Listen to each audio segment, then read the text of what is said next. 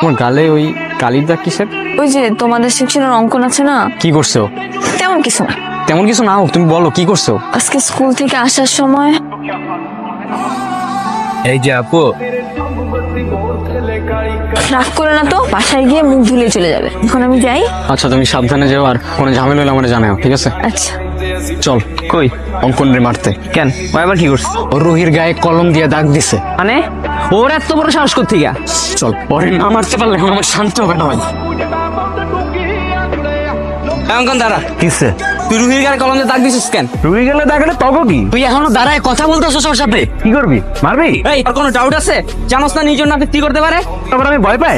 সাহস থাকলে মার। তুই ওর গালে কলম দিয়ে দাগ দেওয়ার সাহসটা কই পাইনি? খালি তো গালেই ডাক দিছি, আমি তো চাইছিলাম একটু টাচি করতে। পাল্টা তুই দাঁড়ায় আছিস এখনো, মার।